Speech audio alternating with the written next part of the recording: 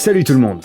Qu'on se le dise, mieux vaut observer les animaux sauvages de loin, par exemple dans un zoo. Mais parfois les rencontres sont inévitables, surtout si les animaux viennent directement dans votre maison. Et parfois, ils le font d'une manière absolument unique. Aujourd'hui, nous allons vous raconter les histoires de ces rencontres. Allez, c'est parti!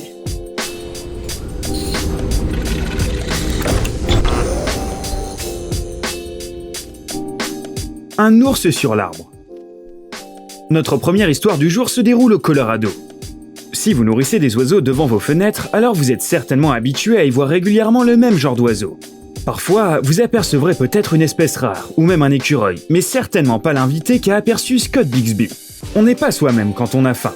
C'est probablement ce à quoi a pensé cet ours en se prenant pour un petit oiseau et en grimpant sur un grand arbre pour s'offrir un petit plaisir.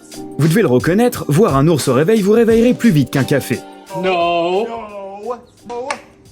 Et que feriez-vous dans cette situation ? Si vous avez un peu de bon sens, vous fermeriez probablement les fenêtres. Vous vous cacheriez chez vous et attendriez que l'ours termine son petit déjeuner. Mais pour une raison ou pour une autre, Scott s'est mis en tête qu'il serait possible de raisonner le prédateur. Ce grand téméraire est sorti sur son balcon et a tout simplement dit à l'animal de s'asseoir. Au début, l'animal n'a pas réagi, mais Bixby s'est montré persistant. Il a frappé dans ses mains et a répété l'ordre qu'il avait donné. Un peu comme s'il n'était pas vraiment face à un animal meurtrier, mais à un chiot bien élevé. Et ça a fonctionné. On peut admirer son courage. À voir à la vitesse à laquelle le prédateur a grimpé à l'arbre, ça n'aurait pas été difficile pour lui de sauter sur le balcon. Attaque d'otarie. De cette histoire, la situation est très différente. C'est un petit animal qui a décidé de se comporter comme un monstre énorme, semant la terreur partout autour de lui. Et il a été plutôt convaincant dans ce rôle. Tout d'abord, revoyons ce que l'on sait au sujet des otaries. Ces bébés velus poussent des petits cris assez rigolos, mais plus important encore, ils sont extrêmement mignons. On a tout simplement envie de les prendre dans nos bras pour les caresser, ou au moins de leur offrir une friandise. Les gens de cette vidéo ont eu beaucoup de chance. L'otarie a grimpé directement dans leur jardin, mais elle ne savait pas encore ce qu'il y aurait au menu ce jour-là. Voyez par vous-même. Une innocente jeune femme approche de cet invité impromptu, commence à jouer avec et se fait immédiatement mordre. Il faut dire qu'après ça, on n'a plus très envie de prendre l'animal dans nos bras. Les deux malchanceux ont donc décidé de battre en retraite. Et c'est là que les choses se sont compliquées. L'otarie enragée a décidé de prendre en chasse la victime, quoi qu'il en coûte. Qu'elle essaye de s'enfuir, ça ne fonctionnera pas. Qu'elle monte sur la table, je l'attraperai coûte que coûte. À ce moment-là, l'otarie a certainement eu l'impression d'être un genre de prédateur surpuissant. Et n'oubliez pas que les otaries sont en fait de vraies prédatrices. À la fin, le couple a réussi à se cacher dans la maison. Mais on ne serait pas surpris si pour finir, l'otarie avait réussi à y entrer.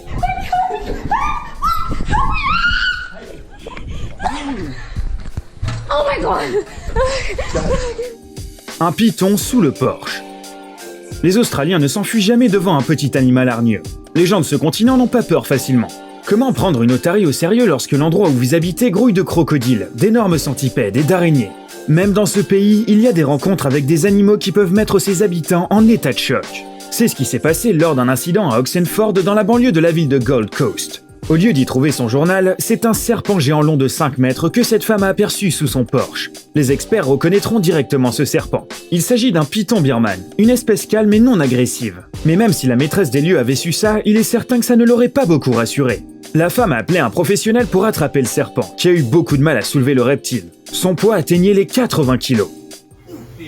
Oh my god, look at the color of your face already. Ce beau python albinos s'est en fait être avéré un serpent très paisible, mais son destin a été plutôt tragique. À en juger par ses cicatrices et l'absence du bout de sa queue, son propriétaire d'origine devait le maltraiter. Malheureusement, le serpent a dû être abattu. Posséder un animal de ce type est illégal en Australie. On espère que le propriétaire du python sera tenu responsable. Attaque de coyote. On pourrait penser qu'aux États-Unis, là où la nature n'est pas si sauvage et menaçante, il n'y a rien à craindre. Tout du moins, on peut se sentir en sécurité dans son propre jardin. Il s'avère que ce n'est pas vrai. L'histoire qui suit va vous montrer qu'il faut rester sur ses gardes.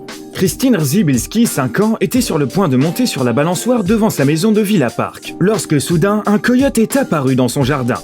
Jetez un coup d'œil à cette vidéo. L'animal est vraiment apparu de nulle part.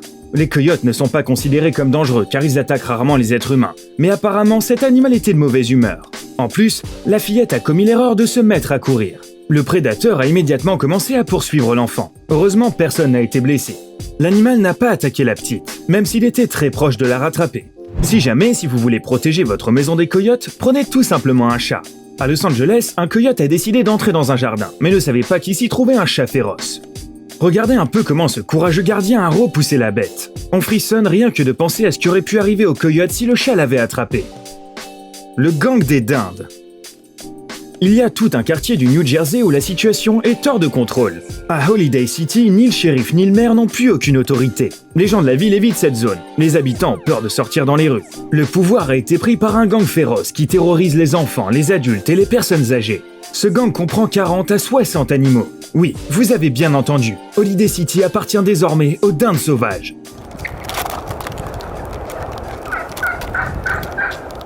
Ces animaux agressifs prennent leur revanche pour Thanksgiving. Ils donnent des coups de bec dans les voitures, bloquent les routes et les entrées de maison, et s'invitent chez les gens. Ne pensez pas que vous auriez facilement le dessus si elles vous attaquaient. Les dindes peuvent peser jusqu'à 11 kg et courir à des vitesses allant jusqu'à 32 km/h. Ces oiseaux sont capables de percer votre peau à travers du jean et de laisser des gros bleus. Les dindes en colère se battent également les unes contre les autres. Lors de ces bagarres, cela leur est arrivé plusieurs fois de casser des fenêtres de maison. Et ces oiseaux ne sont pas prêts de s'arrêter. Ils gagnent du terrain peu à peu. À Rhode Island, une dinde a cassé la fenêtre d'une salle de bain, est entrée à l'intérieur et d'une manière ou d'une autre a réussi à faire couler l'eau. Lorsque la propriétaire de la maison est arrivée, elle a trouvé sa pièce inondée. Les dommages revenant à plusieurs milliers de dollars. On dirait que la ville a besoin d'un nouveau héros, comme ce chat courageux de Los Angeles. Food Guru. Les animaux n'accordent vraiment aucune importance à ce que nous faisons. Interférer avec nos activités est quelque chose d'assez normal pour eux. L'histoire qui suit va vous le montrer. Ça n'aurait pu arriver qu'en Australie. Lorsque la mi-temps du match entre les clubs de foot de Belconnen United et de Canberra a pris fin, un kangourou s'est immiscé sur le terrain. Apparemment, il a décidé que le gardien de but de l'une des équipes n'était pas assez bon et qu'il était temps de le remplacer. L'animal s'est installé au niveau des buts et a même arrêté plusieurs tirs. On a réussi à faire déguerpir l'animal complètement barge, mais il a continué à regarder le match depuis l'un des recoins du terrain. Pourquoi est-ce que tu cours comme ça? C'est ça que t'appelles du foot? Le kangourou s'est tellement mis en colère qu'il est revenu une deuxième fois sur le terrain pour montrer aux joueurs comment bien jouer. Il a couru d'un bout à l'autre du stade comme un éclair et a fini par s'en aller fièrement. Le match a dû être interrompu 20 minutes en tout, mais ça n'a pas dérangé les fans. La visite de l'alligator. Les animaux sauvages ne sont pas toujours aussi mal polis. Les manières de certains d'entre eux sont en fait assez incroyables. Cet alligator de Caroline du Sud ne voulait pas être autant haï que les dindes destructrices. Regardez un peu avec quel soin ce reptile géant rampe à travers la pelouse. On voit là tout le respect qu'il a envers cette propriété privée. C'est par la suite que le vrai miracle se produit. L'alligator approche de la porte d'entrée, se dresse sur ses pattes arrière et semble même essayer de sonner à la porte. Heureusement, la propriétaire de la maison n'était pas chez elle. Peu importe les égards de ce reptile, elle n'aurait pas été ravie de le voir sur le pas de sa porte. Sans réponse, et après avoir laissé plusieurs traces sur la porte à cause de ses griffes aussi énormes, l'alligator est resté assis sous le porche pendant un moment, et est reparti poliment. On peut se demander pourquoi il a essayé de rentrer dans la maison. À en juger par son comportement, il voulait commencer une nouvelle vie, aller au taf du lundi au vendredi et passer ses week-ends à griller des steaks au barbecue. Un cerf à la maison. Cette famille du Colorado ne s'est pas contentée d'inviter des animaux sauvages chez elle. Elle a même dressé une table avec des friandises spécialement pour eux. Cet état abrite l'une des plus grandes populations de cerfs d'Amérique du Nord. Les artiodactyles s'aventurent donc souvent dans les aires résidentielles, mais ils n'avaient probablement jamais été aussi bien accueillis. Regardez un peu l'un de nos amis en train de manger ses toasts. Il y avait même des tas de fruits et légumes juteux qui les attendaient sur la table. Le deuxième invité, pour sa part, est resté timide et n'a pas osé passer le pas de la porte. Heureusement, les propriétaires n'ont pas essayé de les persuader. Les rencontres avec ces animaux ne se terminent pas toujours bien. Vous ne le croyez pas? Voici une preuve. Cette fille voulait caresser ce mignon petit fan en train de paître paisiblement dans la pelouse. On se serait presque cru face à Bambi. Qu'est-ce qui aurait pu mal tourner?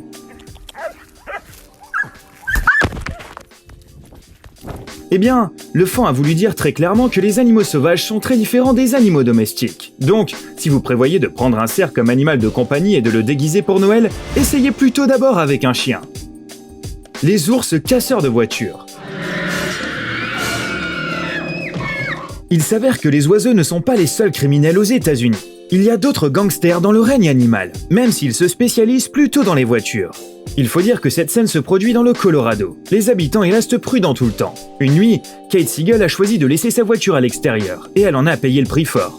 Le matin, elle n'a pas compris pourquoi la porte du garage était ouverte, parce que la clé se trouvait dans sa Subaru. Après avoir jeté un coup d'œil dans l'habitacle, elle s'est rendue compte qu'il n'y avait plus vraiment d'habitacle, et que ses bonbons en forme d'ourson avaient disparu. Les voleurs, comme vous l'avez certainement deviné, s'agissait d'ours qui n'avaient pas aimé les autres bonbons qu'ils avaient trouvés.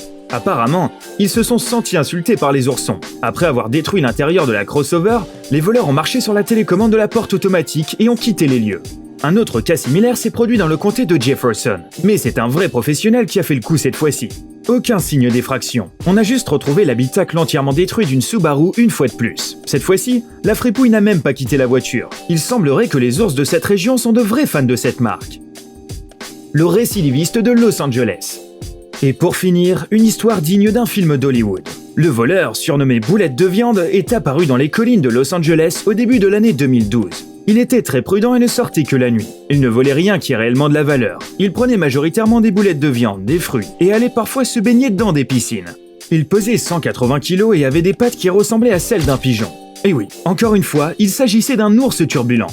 Pendant des semaines, cet animal, également connu sous le nom de Glenn Berrien, a profité de la vie dans cette ville cosmopolite et a tellement amusé les habitants qu'il a même obtenu son propre compte Twitter. Mais après quelques semaines, l'ours a reçu une dose de tranquillisant et a été emmené dans la forêt pour entrer en hibernation. « Je serai de retour », disait un dernier tweet sur son compte. Eh bien, cette blague comportait en fait une part de vérité. Quelques mois plus tard, Joey Ball a été réveillé au milieu de la nuit par un bruit provenant de son garage. Et qu'a-t-il vu en arrivant à l'intérieur ? Un énorme ours brun avalant un sachet de boulettes de viande provenant de son frigo. Le voleur était de retour dans la ville, et il l'avait fait. Bien sûr, Boulette de Viande a été mis sous tranquillisant une seconde fois et de nouveau emmené loin de la ville. Cette fois-ci à plus de 40 km. Lorsqu'il s'est réveillé, il s'est rendu compte qu'il avait oublié d'aller se détendre au bord de la piscine, et il y est retourné. Sa troisième visite a été la dernière. Ce hooligan a été envoyé dans une réserve naturelle pour le restant de ses jours. Mais on a des raisons de croire que ce ne sera pas la fin de l'histoire.